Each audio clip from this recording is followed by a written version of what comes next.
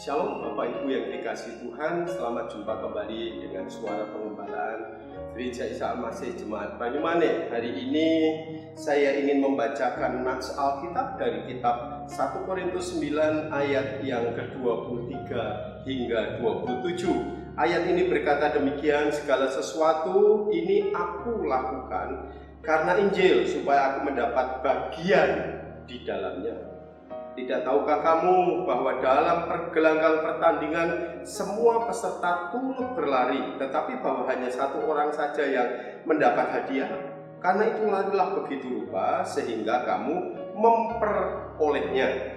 Tiap-tiap orang yang turut mengambil bagian dalam pertandingan menguasai dirinya dalam segala hal. Mereka berbuat demikian untuk memperoleh suatu mahkota yang fana, tetapi kita untuk memperoleh suatu mahkota yang abadi. Sebab itu aku tidak berlari tanpa tujuan, dan aku bukan petinju yang sembarangan saja memukul, tetapi aku melatih tubuhku dan menguasainya seluruhnya, supaya sesudah memberitakan Injil kepada orang lain, jangan aku sendiri ditolak. Bapak Ibu, renungan kita hari ini saya beri judul mentalitas pemenang. Paulus ketika menulis 1 Korintus 9 itu adalah pergumulan berat untuk beliau, karena Paulus merasakan bagaimana dia itu disangsikan dan diragukan kerasulannya atas pelayanan yang ada. Namun Rasul Paulus memulainya dengan mendasarkan pada Injil. Injil itulah yang dilayani Paulus, dan Injil itulah yang membuat Paulus berbangga diri mewartakan kabar baik kepada semua orang. Dan oleh Injil itulah dia mendasarkan kekuatan dalam dirinya. Sehingga ayat 23 dia memberikan gambaran, walaupun rasa-rasanya kalau saya membaca ayat ini, bahwa walaupun ia ditolak rasanya, ia disangsikan dan diragukan, menjadi pergumulan yang berat dalam batinnya, namun dia ngomong segala sesuatu ini aku lakukan hanya karena itu. Jadi kalau memang demikian, ada sesuatu yang membanggakan dalam diri Paulus untuk dia berjuang kuat dan tangguh, yaitu dasarnya adalah Injil Yesus Kristus. Apakah saudara kalau hari ini mengalami pergumulan, mentalitas kita menjadi seorang yang kalah rasanya, akan takut, tidak mampu melanjutkan pergumulan hidup karena banyaknya tantangan yang berat, tapi apakah Injil menjadi fondasi hidup saudara?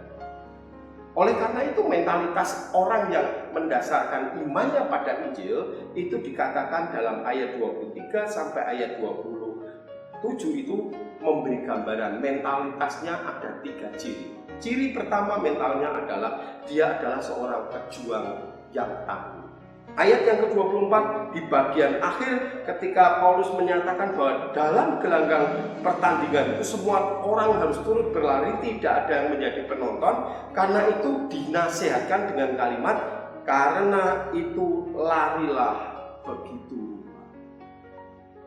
Dalam teks ini kata larilah begitu rupa itu adalah lari dengan sekuat tenaga, lari dengan segenap kekuatan dan kemampuan hidup kita, potensinya dikeluarkan untuk bekerja sekeras-kerasnya. Nah Bapak Ibu, di zaman modern ini orang tidak lagi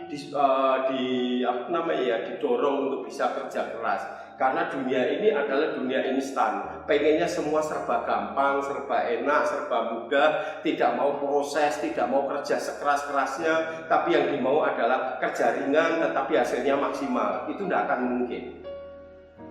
Mental pemenang adalah mental pekerja keras, berjuang dengan serius, berjuang dengan sungguh-sungguh, dan tidak mengenal lelah, maka disebut dengan larilah begitu. Mental itu ada dalam hidup saudara? Atau saudara pengennya adalah segala sesuatu dilakukan dengan gampang, enak, tapi memuaskan, menyenangkan? Itu bukan mental pemenang, mental kejungkung. Tapi yang kedua menarik dari bagian ayat ini, ayat 25, tiap-tiap orang turut mengambil bagian dalam pertandingan itu harus disebut dengan istilah menguasai dirinya. Menguasai dirinya. Kemenangan bukan berarti bisa mengalahkan orang, saudara, mengalahkan lawan, mengalahkan tantangan dan lain sebagainya. Kadang-kadang yang disebut kemenangan itu adalah mampu mengalahkan kepentingan dan keinginan diri sendiri. Sehingga diri sendiri bisa dikuasai sedemikian rupa, kemauan, keinginan, hasrat yang kadang-kadang bisa menghancurkan hidup kita adalah karena hasrat kita, keinginan kita itu sebenarnya sedang menguasai hidup kita. Sehingga kita didorong untuk ambisius sedemikian rupa untuk menguasai sesuatu. Dan itu kadang-kadang yang membuat kita punya masalah. Oleh karena itu hari ini, kuasailah dirimu supaya engkau bisa menaklukkan tantangan yang sedang menguasai kita. Tapi bagian ketiga ayat yang ke-27 katakan, aku melatih tubuh. Aku melatih tubuh. Bahasa Yunani menyebut dengan optalmos. Optalmos itu artinya di bawah mata. Di bawah mata itu ada kelopak. Kelopaknya itu akan kelihatan menjadi sembab seperti itu. Itu tanda bahwa dia dilatih untuk dipukul. Dilatih untuk senantiasa dipukul sehingga dia mampu menahan segala macam pukulan.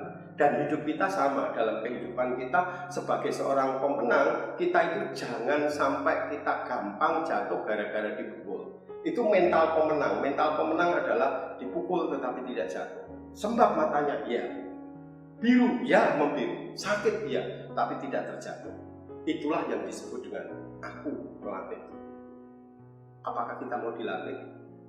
Dengan banyak persoalan, banyak tantangan, tapi hidup kita hari ini tetap berdiri kokoh. Karena itu, jadilah pemenang. Dimulailah dari hati kita yang memiliki mental seorang pemenang. Tuhan memberkati.